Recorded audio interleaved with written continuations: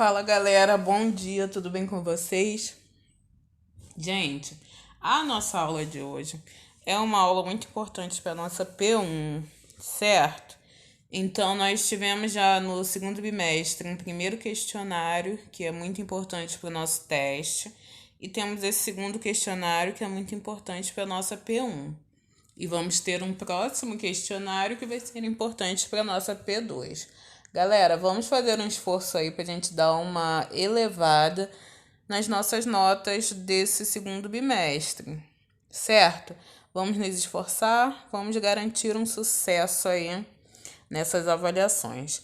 Vamos também, galera, garantir a nossa avaliação diária. Façam as atividades que estão sendo propostas. As atividades do NaVV, elas são muito construtivas, galera. Elas são muito importantes para o nosso desenvolvimento, não somente intelectual, mas também pessoal.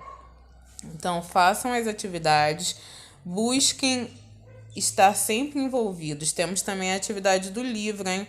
Não esqueçam dessa atividade. Façam, registrem e me enviem. Quem está em dia aí, parabéns. Nós temos muitos alunos que estão em dia, alunos que têm feito trabalhos surpreendentes, trabalhos muito bons.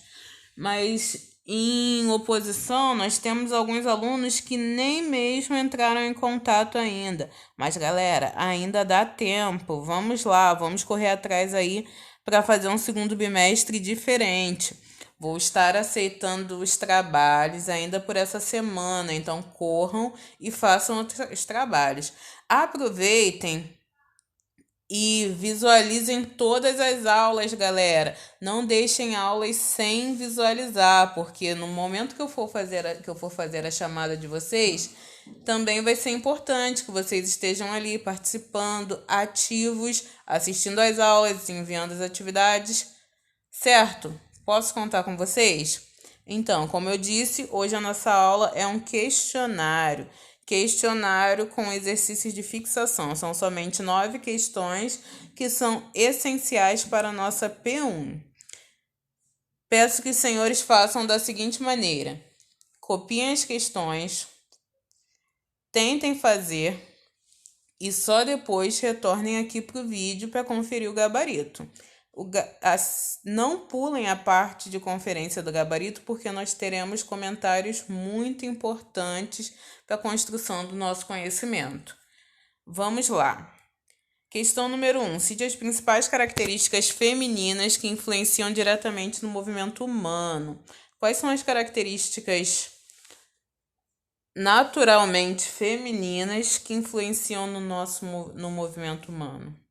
Questão número 2. Cite as principais características masculinas que influenciam diretamente no movimento humano. Questão semelhante à questão número 1, mas com as características masculinas. Questão número 3. O que é testosterona? Tem lá no nosso slide sobre os mensageiros químicos do corpo, assim como a questão número 4, que pergunta o que é progesterona. Questão número 5, tem no nosso livro, na unidade que fala sobre a diferenciação entre meninos e meninas. Diga quais eram as principais características dos movimentos dos homens e das mulheres na pré-história. Vocês vão poder analisar quais eram as características necessárias à sobrevivência naquela época. E eu peço também que os senhores elaborem um pensamento um pouco mais crítico sobre algumas coisas que acontecem na atualidade que somente eram justificáveis por necessidades que nós tínhamos lá na pré-história. Será que hoje em dia é realmente necessário que as coisas permaneçam dessa maneira? Então vão lá, leiam esse conteúdo e façam uma análise. Questão número 6. Cite algumas características de desenvolvimento cerebral apontadas por estudos científicos que diferenciam homens e mulheres. Tem também no nosso livro que comenta sobre alguns estudos científicos que mostram as diferenças cerebrais entre os homens e as mulheres. Questão número 7. Baseado nos estudos mencionados na questão anterior, ou seja, baseado no resultado desses estudos, A que conclusão nós podemos chegar referentes à diferenciação de tratamento percebida por homens e mulheres ao longo dos anos? Nós vamos ver quais são as diferenças e nós vamos falar assim: a que conclusão eu chego? Eu concluo que essas diferenças realmente exigem uma diferenciação de tratamento, ou então eu concluo que essas diferenças não são relevantes. Você vai ler e vai escrever qual é a sua conclusão, a sua opinião sobre isso, certo? Questão número 8, que é estrogênio. Estrogênio está também do nosso slide. Questão número 9, quais são as principais alterações no corpo que ocorrem durante a puberdade que influenciam nos movimentos que os adolescentes realizam? Essa questão está no nosso livro, na unidade 5 também. Certo, galera? Então agora vocês podem ir lá e tentar fazer as nossas questões. Façam rapidinho e depois voltem aqui para conferir o gabarito.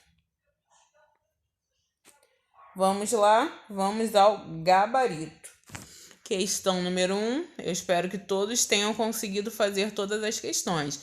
E quem não conseguiu fazer, eu espero que me mande as dúvidas, né, galera? Eu disponibilizei e-mail e WhatsApp. Para quê? Para a gente poder construir o nosso conhecimento juntos. Mas vamos lá ao gabarito. Na questão número 1, eu deveria botar quais são as principais características femininas que influenciam nos movimentos. Gente, os hormônios femininos e a maior leveza dos ossos colaboram para a elasticidade. Por isso, nós vemos a presença das mulheres em maior número em atividades como dança, ginástica, devido à sua composição corporal, que envolve a leveza dos ossos e também a forma como os ligamentos e os músculos se inserem no esqueleto, porque a flexibilidade não é fazer movimentos com grande amplitude articular. Então, essa característica do corpo feminino, a forma como os ligamentos, os músculos e o esqueleto se relacionam, proporcionam uma maior flexibilidade. Por isso, nós vemos algumas mulheres presentes em maior número em algumas atividades. Certo? Questão número 2. Cite as principais características masculinas que influenciam diretamente o movimento humano. Galera, os homens eles já têm maior facilidade a praticar atividades que envolvam força muscular, porque a sua fibra muscular e o ganho de força são mais estimulados a partir dos seus hormônios. Então, os homens têm hormônios que facilitam a aquisição de força e o crescimento da fibra. Por isso, nós vemos uma presença mais significativa de homens em atividades que envolvem força muscular. O que não significa que nós não possamos ter homens em atividades de flexibilidade e que nós não possamos ter mulheres em atividades de força. Isso não significa isso, não é isso que eu estou dizendo. Mas geneticamente, fisiologicamente, as condições são favoráveis a esse tipo de atividade. Deu para entender? Vamos lá, questão número 3. O que é testosterona? Testosterona é um hormônio produzido nos testículos e nos ovários. Embora seja conhecido como o hormônio sexual masculino, ele também está presente no corpo das mulheres. Só que no corpo dos homens, ele está presente cerca de 30 vezes mais do que no corpo das mulheres. Certo? Próxima questão, o que é progesterona? Progesterona é o hormônio sexual esteroide feminino. Ele é essencial para o ciclo ovariano e para a manutenção da gravidez. Progesterona, hormônio sexual feminino. Certo? Questão número 5.